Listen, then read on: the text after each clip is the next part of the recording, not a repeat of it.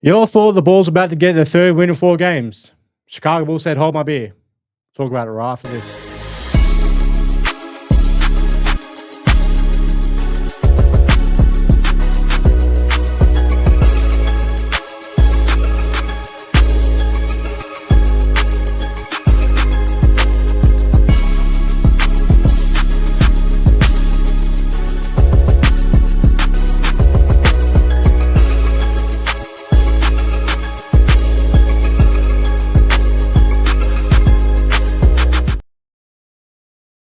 Hello, Bulls Nation. Troy here. Follow me on Twitter at Bulls_Troy. Follow the show at Whole Lotta Bull. Thank you for tuning in to another episode of Whole Lotta Bull. And yeah. What the fuck was that? The Chicago Bulls get a tank win over the Sacramento Kings, losing to the Kings 126-110 in Sacktown.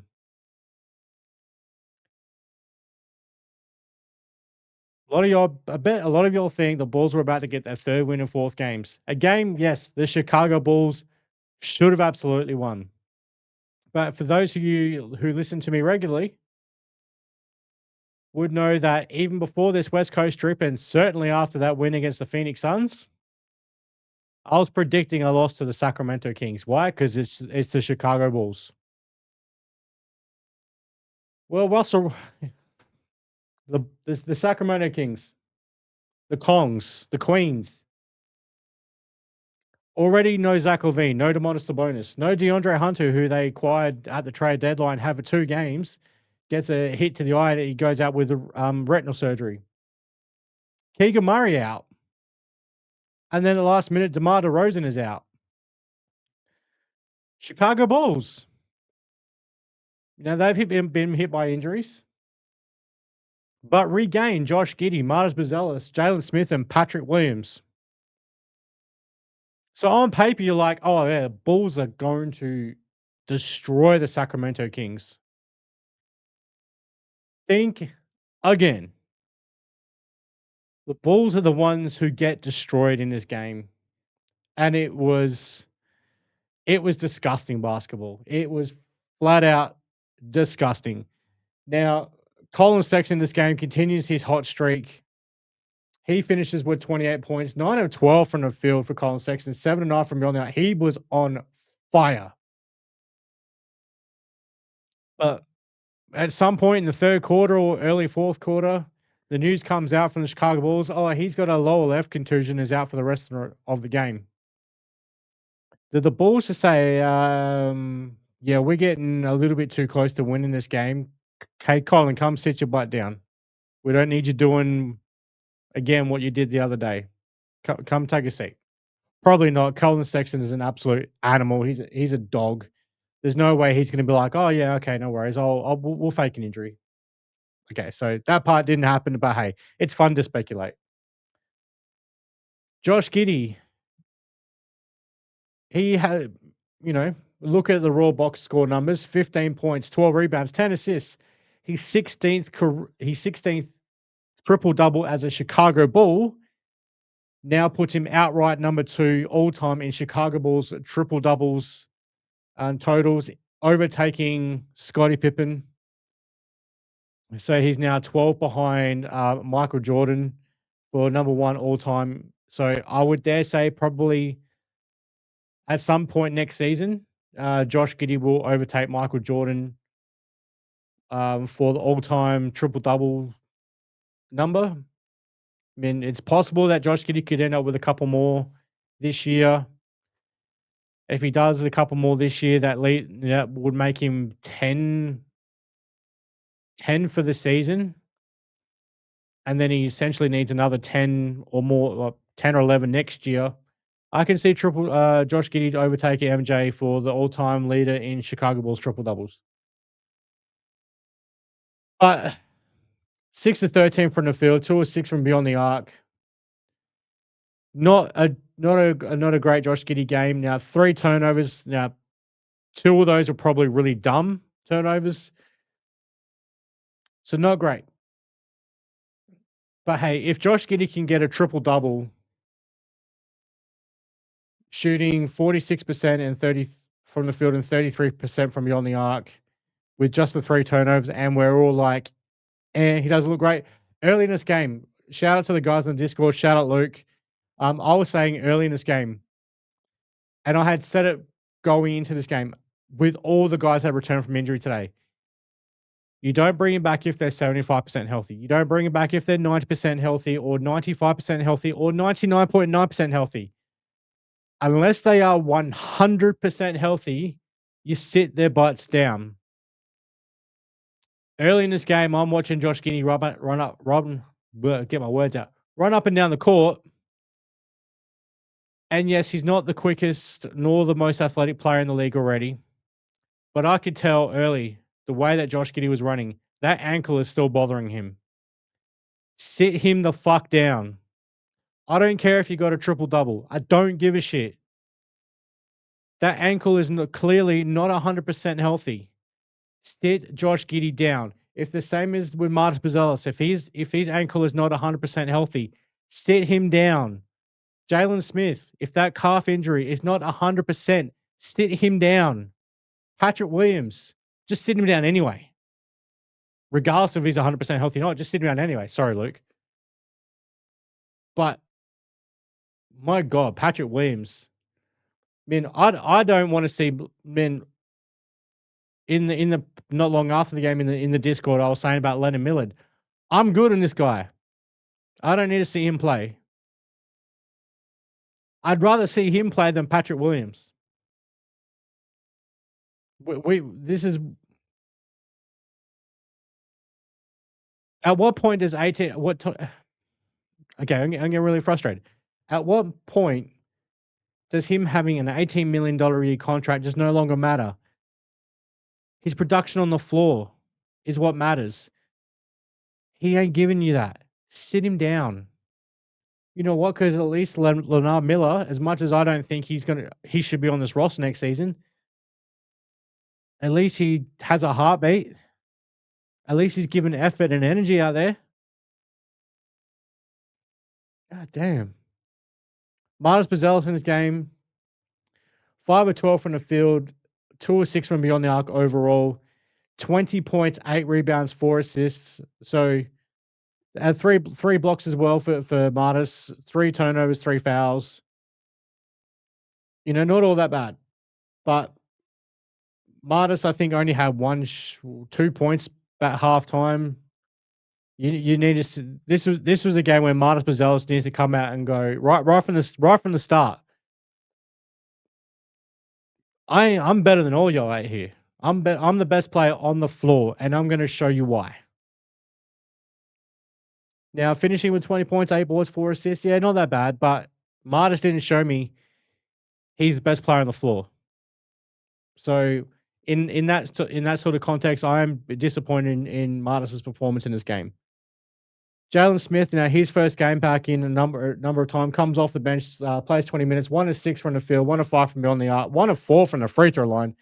The Bulls' free throw shooting, a deplorable again, 67.6%, 23 of 34 from the free throw line. It's great you get into the free throw line 34 times, but you make only 23 of them. Are you guys NBA players or what?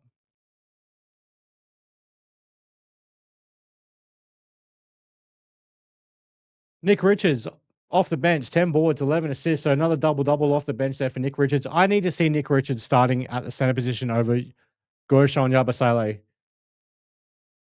Yabusele is a power forward.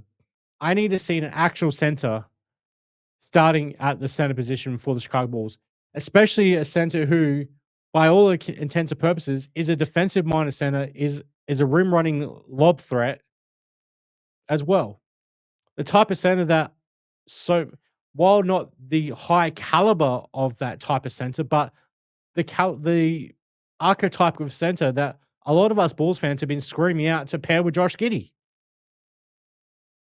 Now, do we need someone who's far superior of that archetype than Nick Richards? Absolutely, we do. Absolutely. But when you have a player you finally got the archetype of center that you actually need on this team, why are you starting a 6'7" guy at center? Yeah, Yabusele has been really good for the Chicago Bulls since he's been here, but I need a center starting at center. I don't know, I had the comment in the Discord earlier. Well, you get sensitive when people make the Josh Giddey isn't a point guard thing. I'm sorry, that's just not a discussion. Josh Giddey is a point that is he is a point guard. There is no discussion on that one. Gershon Yabusele is a power forward. There's no discussion in this one. Nick Richards is a center, a backup center, but he's a center. There's no discussion in this shit. Rob Dillingham, get Rob Rob Dillingham. Can we please reverse that trade with Minnesota? Well, I know. No, apparently I is not looking so great with Minnesota at the moment. He's struggling to fit into their system, especially how they've got a half court set there with Anthony Edwards, who likes to dribble the ball a lot and isolate. And then you also got Rudy Gobert, whereas Io thrives in the open. Io thrives in the type of play that Chicago Bulls want to run. Getting Leonard Miller, like surely that pick, that trade was ultimately just get 4 second round picks because Rob Dillingham and Leonard Miller as your return for Io Sumu is just fucking garbage.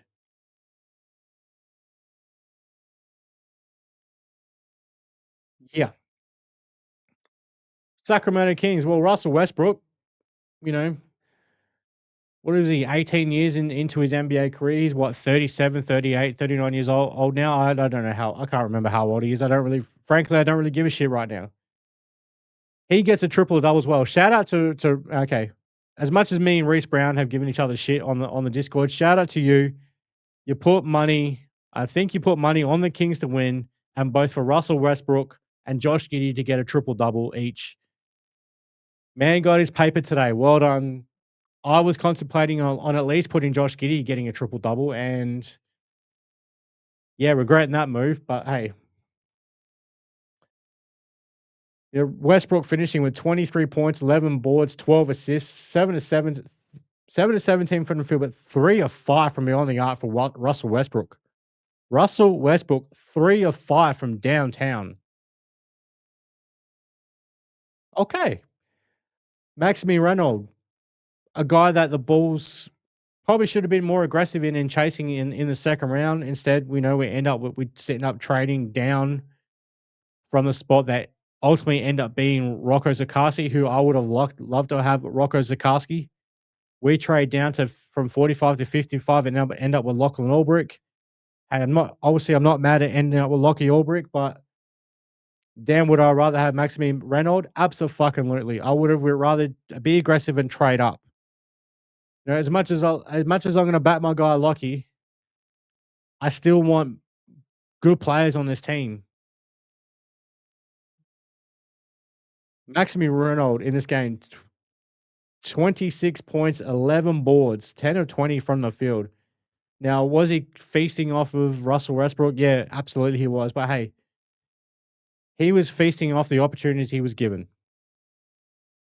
Malik Monk, 30 points off the bench, 11 of 24 from the field, 3 of 10. So not highly efficient. I mean, okay, 11 of 24 from the field. He makes one more of those shots. That's a 50% night.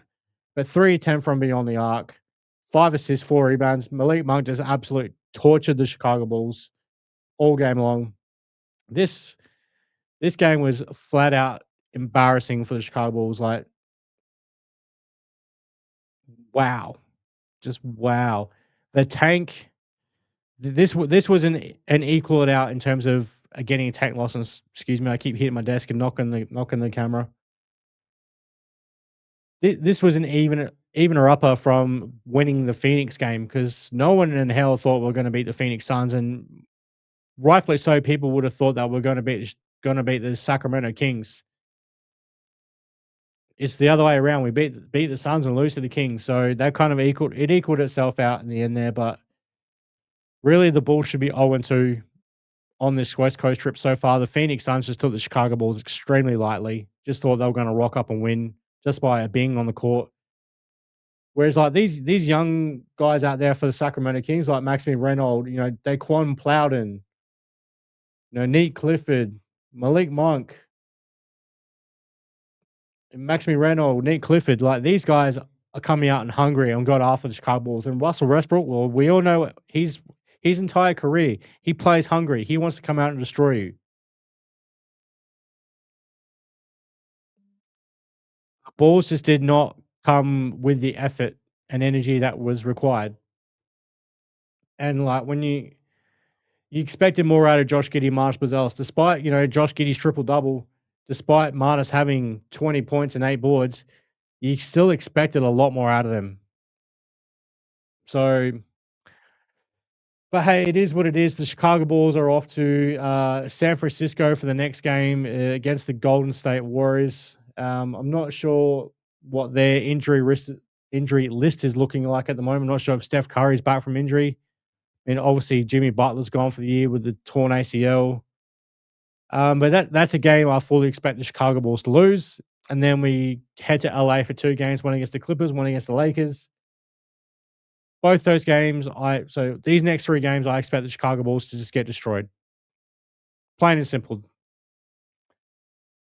Fuck doing a tankathon spin because I know Bulls don't deserve it. And yeah, this was ugly. This was pitiful. This was disgusting. But hey, for those who care about the Bulls tanking games and increasing their lottery odds, well, this was a step in the right direction. This was another game to getting you closer towards hopefully sliding into the 8th best odds for the tank, for the lottery odds in the 8th seed or 8th seed in the lottery odds. They're now 2 games behind the Memphis Grizzlies. We've got 2 games against Memphis Grizzlies coming up relatively quickly, but within each other. So who knows? And the Bulls could quite easily very well end up catching the Memphis Grizzlies. I don't see them catching the Dallas Mavericks at this point when, despite having Cooper Flag back, the Bulls are now 5 games behind the Dallas Mavericks in the lottery standings for the 7th best odds. So I think 8th is the best we're going to do. But hey, we shall see what happens. Portland got a win today against the Indiana Pacers. Shout out Padgett team. Turbo was back and led the Trailblazers to a dub. Start racking up some more dubs so you can finally give us that fucking pick. All right, that's going to do it for me for tonight on this episode. A whole lot of ball. Thanks for tuning in. Hit the like and subscribe to the channel if you haven't already. And don't forget, you guys can follow me on Twitter at balls_Troy. And more importantly, please follow the show at Whole Lot of Ball. So until next time, Bulls fans, see red, be good, peace.